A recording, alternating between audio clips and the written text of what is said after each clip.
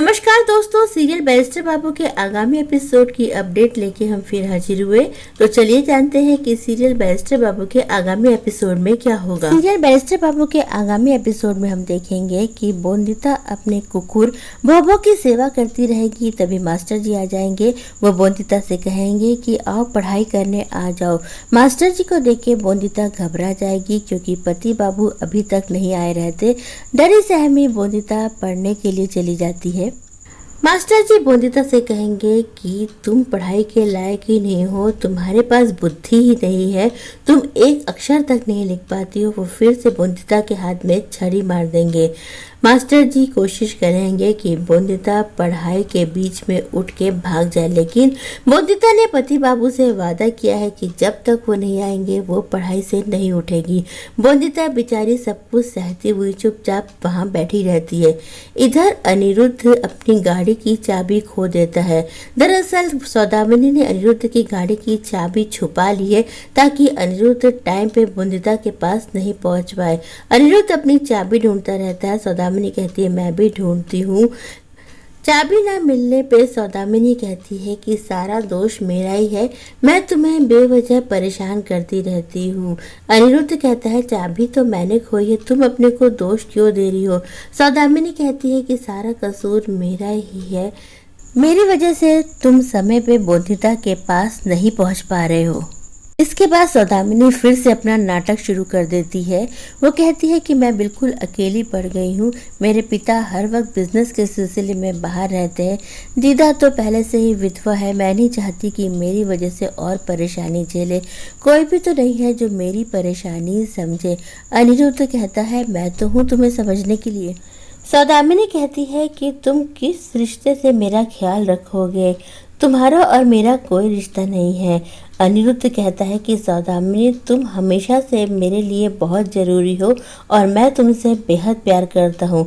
आखिरकार अनिरुद्ध के मुंह से निकल ही जाता है। वो सौदामिनी से कहता है कि मैं पहले भी तुमसे प्यार करता था और आगे भी तुमसे प्यार करता रहूँगा। ये सुन के सौदामिनी बेहद खुश हो जाती है, लेकिन कुछ पल बाद अनिरुद्ध को इस बात का एहसास होता है कि उसने बहुत गलत बात कह दी। उसे याद आ जाता है कि उसने बोंदिता से शादी करी है और उसकी माँ से ये वादा किया है कि वो जिंदगी भर बोंदिता का साथ नहीं छोड़ेगा। सौदामिनी फिर से भूलने का नाटक करती है और कहती हम यहाँ कहाँ से आ गए, हमें तो घर पहुँचना चाहिए। बोंदिता के मास्टर जी आ गए होंगे। इधर बोंदिता के मास्टर जी लगातार बोंदिता को छड़ी मारते रहते हैं। बोंदिता कहती है हे दुर्गा माँ मेरी रक्षा करो। अनिरुद्ध तो बोंदिता की मदद करने नहीं आ पाता, लेकिन भोभो जिसकी बोंदिता ने मदद करी थी, जिसकी मलहम पट्टी करी थी, वो बोंदिता की आवाज़ सुन लेता है। भोभो अपनी टोकरी से बाहर निकलता है और मास्टर जी पे हमला कर देता है। बोंदिता उसे रोकने की कोशिश करती है, लेकिन भोभो मास्टर जी के हाथ में काट लेता है। मास्टर जी वहां से भागते हुए बैठक में पहुंच जाते हैं जहां पर काका बाबू बैठे रहते हैं। वो मास्टर की हालत देख के सोचते हैं जरूर बहू ने बहुत शरारत करी होंगी। वो कहते हैं क्या हुआ मास्टर जी, आप इस तरह से क्यों भाग रहे हैं। मास्टर जी कहते हैं कि पहले इसे तो भगाइए। त्रिलोचन काका को अचानक हंसी आती है, उनके पैर में कुछ गुदगुदली सी होती है। वो देखते हैं कि भोभो उनके पैर को चाटता रहता है। त्रिलोचन काका घबरा जाते हैं और वो भी दौड़ने लगते हैं। मास्टर जी और त्रिलोचन काका पूरे कमरे में दौड़ लगाते रहते हैं। बोंदिता कहती है आप लोग दौड़िए मत, ये कुछ नहीं करेगा, आप लोग दौड़ रहे हैं इसलिए ये आपका पीछा कर रहा है। तभी अनिरुद्ध भी वहाँ आ जाता है और कहता है ये सब क्या हो रहा है। बोंदिता भोभो को अपनी गोद में ले लेती है और उसे बाहर छोड़ आती है। मास्टर जी कहते हैं कि आपकी पत्नी पढ़ाई लिखाई नहीं करना चाहती, इसीलिए इसने मेरे ऊपर कुकुर छोड़ दिया जिसने मेरे हाथ में काट लिया। अनिरुद्ध कहता है मास्टर जी मैं आपसे माफ़ी मांगता हूँ और मैं आपका इलाज करवा दूंगा। अनिरुद्ध बोंदिता को डांटता है और कहता है ये तुमने क्या किया, क्या तुम इस कुकर को लेके आई थी। बोंदिता कहती है हाँ मैं लाई थी। अनिरुद्ध उसकी पूरी बात नहीं सुनता और कहता है कि तुम वाकई बहुत जिद्दी और बदमाश बोंदिता हो। अनिरुद्ध बोंदिता से कहता है कि मास्टर जी से माफ़ी मांगो, लेकिन बोंदिता मास्टर जी से माफ़ी नहीं मांगती। अनिरुद्ध बोंदिता की ओर से मास्टर जी से माफ़ी मांगता है। मास्टर जी कहते हैं कि आपकी पत्नी को मैं क्या कोई भी शिक्षक शिक्षा नहीं दे पाएगा, ये बहुत ही बदमाश लड़की है। ऐसा कह के मास्टर जी वहाँ से चले जाते हैं। उन्हें लगता है कि मैंने अपना काम कर दिया। अनिरुद्ध बोंदिता से कहता है कि तुमने मास्टर जी से माफ़ी क्यों नहीं मांगी? क्या तुम्हारी माँ ने तुम्हें ये नहीं सिखाया कि गलती करने पे अपने बड़ों से माफ़ी मांगना चाहिए? बोंदिता कहती है कि जब मेरी कोई गलती ही नहीं थी तो मैं माफ़ी क्यों मांगूं? गलती मेरी नहीं, गलती आपकी थी। आपने मुझसे वादा किया था कि आप आज मेरे साथ बैठेंगे, लेकिन आप वक्त पे नहीं आए। यह सुन के काका बाबू कहते हैं कि अनिरुद्ध, अगर तुमने बोंदिता से वादा किया था तो तुम्हें आना चाहिए था। वाकई सारी गलती तुम्हारी है। त्रिलोचन काका कहते हैं कि अब बोंदिता को पढ़ाई लिखाई करने की कोई ज़रूरत नहीं, वो घर के काम सीखेगी, यही उसकी सच्ची शिक्षा होगी।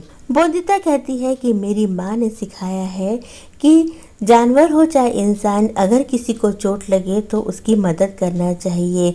भोबो को चोट लगी थी और मैंने उसे हल्दी लगा के उसकी मदद करी थी, और जब मास्टर जी ने मुझे मारा तब भोबो से ये बर्दाश्त नहीं हुआ और उसने मास्टर जी को काट दिया। बोंदिता बहुत बड़ी बात कह जाती है। वो कहती है कि मैं शाबाश बोंदिता इसलिए नहीं बन पाई क्योंकि आप बदमाश पति बाबू बन गए। आपसे अच्छा तो वो कुकुर ही है जिसने समय रहते मेरी रक्षा करी। बोंदिता कहती है कि मैं आपके इंतजार में मास्टर जी से छड़ी खाती रही, लेकिन आप नहीं आए। त्रिलोचन काका को मौका मिल जाता है। वो कहते हैं कि अब हमारे घर की बहू किसी भी मास्टर से छड़ी नहीं खाएगी। और वो छड़ी क्यों खाएगी? वो तो इस घर की बहू है। उसके पल्लू में कुछ दिन बाद चाबी का गुच्छा रहेगा और वो घर के काम सीखेगी, हमारी परंपराएं और रीति रिवाज सीखेगी। अनिरुद्ध कहता है कि बोंदिता की शिक्षा नहीं रुकेगी, बोंदिता को पढ़ाई करनी पड़ेगी, क्योंकि पढ़ाई से ही उसके लिए जिंदगी में आगे बढ़ने के रास्ते खुलेंगे। बोंदिता जिस लायक है उस मुकाम तक तभी पहुंच पाएगी जब उसे शिक्षा मिलेगी। वो कहता है कि मैं बोंदिता को रीति रिवाजों के चक्कर में नहीं पड़ने दूंगा, और एक मास्टर गया तो क्या हुआ, कल दूसरा मास्टर आएगा जो बोंदिता को अच्छी तरह से शिक्षित करेगा। त्रिलोचन काका बोंदिता को डराते हैं और कहते हैं कि एक मास्टर ने छड़ी मारी, हमें डर है कि कहीं दूसरा मास्टर चाबुक लेके तुम्हें मारने न चला है। बोंदिता बेचारी सहम जाती है। बोंदिता अनिरुद्ध से बेहद नाराज रहती है और मुंह फुला के बैठ जाती है। अनिरुद्ध बोंदिता का बनाया हुआ बच्चों का टेलीफोन ले आता है और एक सिरा बोंदिता को पकड़ा के कहता है कि बोंदिता तो मुझसे बात नहीं करेगी, लेकिन बोंदिता की माँ तो कर सकती है।